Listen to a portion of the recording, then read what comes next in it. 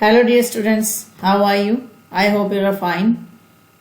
Welcome to my channel Law Scholars and Legal Issues. I am Vanita. I am presenting here with another important topic that is relating to Sexual Harassment Act.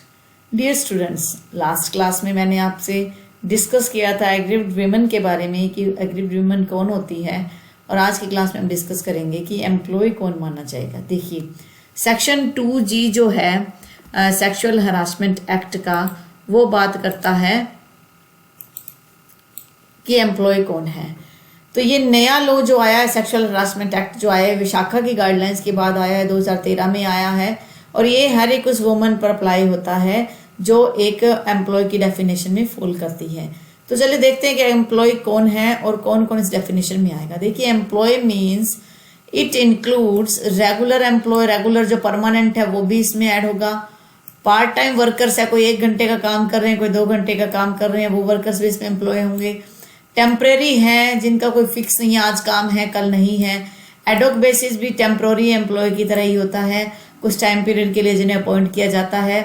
Individually engaged on daily base, जो खुद जो है व्यक्तिगत तौर पर daily basis में काम करते हैं, जैसे ये मजदूर वगैरह होते हैं, डेली बेसिस पर हैं। Which can be appointed either directly और थ्रू एनी एजेंट, या तो सीधे तौर पर वो अपॉइंट किए जाते हैं। मान लीजिए किसी घर में चिनाई का काम हो रहा है और उन्हें लेबर चाहिए, तो वो किसी को पर्सनली हायर कर लेते हैं या किसी एजेंट के थ्रू उन्हें रखा जाता है।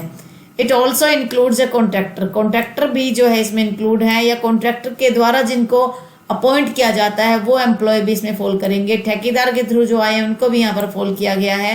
And other persons of the principal employer, और कोई भी ऐसा व्यक्ति जो किसी भी मेन जो एम्प्लॉयर है, एम्प्लॉयर मतलब जो रोजगार देने वाला व्यक्ति, उसके द्वारा अपॉइंट किया गया है।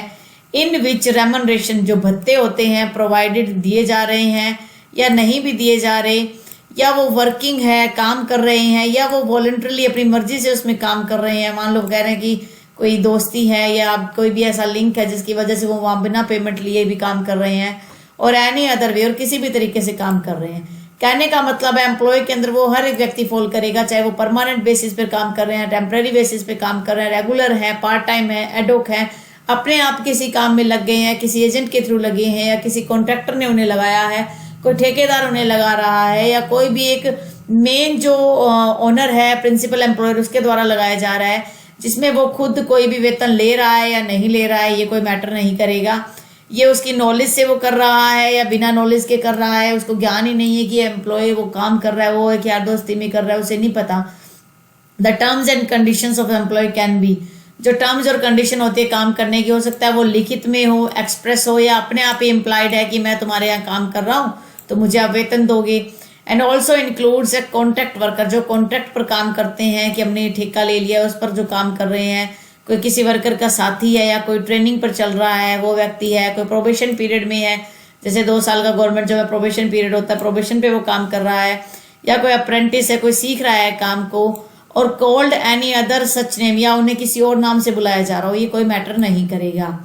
The act encompasses domestic worker, act में डोमेस्टिक वर्कर जो घरेलू काम करते हैं, जो मेड होती है, काम वाली बाइयां जो होती है, उनको भी इसमें इंक्लूड किया गया है। एग्रीकल्चर लेबर, जो खेतों में जो नरमा चुगने का काम कर रहे हैं, धान बिजाई का काम कर रहे हैं, वो सारे लोग भी इसमें शामिल होंगे। Along with persons working in organized और अनऑर्गेनाइज्ड लेबर, ऐसे व्यक्ति जो ऑर्गेनाइज्ड लेबर में काम करे या अनऑर्गेनाइज्ड। ऑर्गेनाइज्ड लेबर क्या होता है, जिसके लिए स्पेसिफिक लॉ बने हैं, जैसे फैक्ट्री एक्ट है, मैटरनिटी बेनिफिट एक्ट है, जिनके लिए स्पेशली लॉ बन गया है, वो ऑर्गेनाइज्ड वर्कर माने जाते हैं, और जो जिनके ऊपर कोई विशेष लॉ नहीं है तो वो अनऑर्गेनाइज्ड वर्कर माने जाएंगे। तो हर प्रकार का वर्कर जो है एम्प्लॉय की डेफिनेशन में फॉल करेगा, और अगर वो महिला फीमेल है और उसके साथ ऐसी कोई सेक्सुअल एक्टिविटी की गई, सेक्सुअल हरासमेंट किया गया, तो वो कंप्लेंट फाइल कर सकती है, एम्प्लॉय की डेफिनेशन में वो फॉल करेगी। तो मैं आशा करती हूँ कि ये छोटा सा लेक्चर आप सभी को पसंद आया होगा। अगर फिर भी किसी प्रकार का कोई डाउट है तो आप मुझे कमेंट कर दीजिएगा, मैं उसका आंसर जरूर दूंगी, और अपनी हेल्थ का भी ध्यान रखिएगा। Thank you for watching and have a nice day.